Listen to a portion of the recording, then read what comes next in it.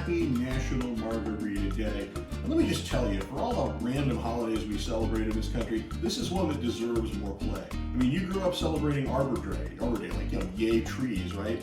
I think the agave bush is every bit as deserving of our love and our admiration. And so, I hope you will join me in observing National Margarita Day. What I'm going to do in honor of the occasion is show you how to make two variations on the margarita that my wife and I like to think of as kind of healthy alternatives to the margarita.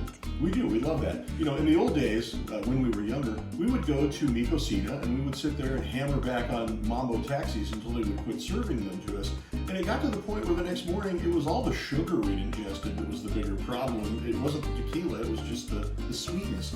So a few years ago, we launched onto a couple of variations that I want to share with you. The first of these is called the ranch water. You may be familiar with it. It's been kind of a thing here in North Texas for the last several years. But the ranch water gives you all the joy of a margarita and ultimately all of the buzz, but without all of the sugar. In order to make the ranch water, very simple. First, take a glass. Here's an example of a glass. Any size will work, but we like this one. Rim it the way that you do with your standard margarita glass. There we go. I would tell you, if I were making this for my wife, there would be no salt involved. She hates salt on her margaritas. I don't mind it. But you take the glass, rim it, fill it with ice, much as I'm doing here. If you're good at this, you won't get ice all over the counter like I'm doing. I might hear about that later. But there you go, you have a measure of ice in the glass.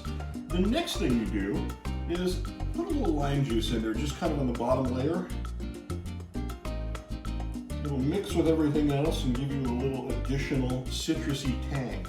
Now, the important part is the tequila. For a ranch water, you can go any way you want, but we recommend a Blanco or a light tequila. Our personal favorite is Casamigos because we really love George Clooney and we want him to have a whole bunch of our money. And so when we're buying tequila, that's where we go. You start with a shot glass. I like to use what's known in the kitchen industry as a ramekin, or the bigger jigger. It's a little more than your standard shot, but it gets the job done, I assure you. You dump that in there.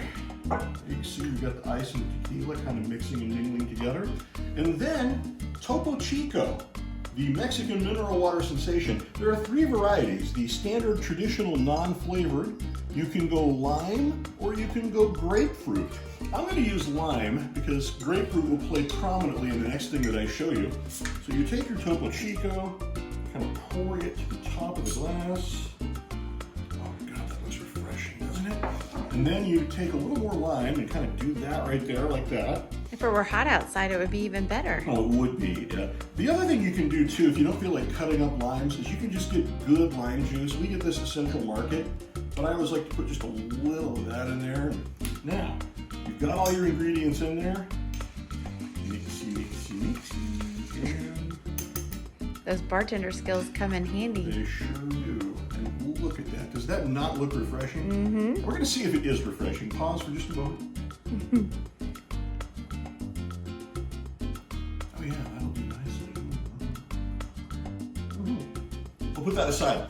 That is the ranch water. Tequila, Topo Chico, and a lot of lime juice. The second variation I want to share with you is very similar to the ranch water, but it's a little sweeter and a little fruitier.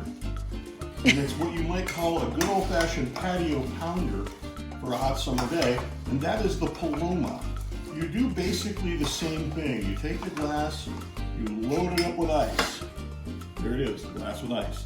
Next, take your lime, just like you would with the standard ranch water.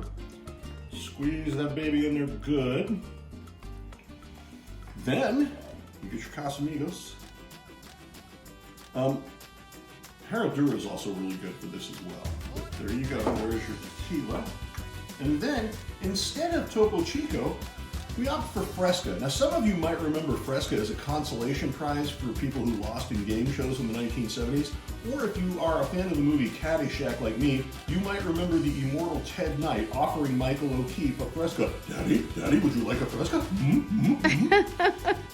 It's hard to find Fresca these days. Canned Fresca may be a permanent COVID casualty, but you can get it online if you want to overpay on eBay, or you can get it in 2-liter containers at Target. But instead of Topo Chico, you simply put in the Fresca. Then we finish it off, with a little more lime.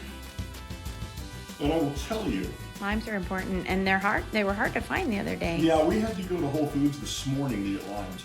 I will tell you, I believe that the Paloma, the mix of tequila and Fresca, is why God invented the lidded Yeti tumbler. Because that is the best thing in the world to have in a Yeti tumbler in the summer.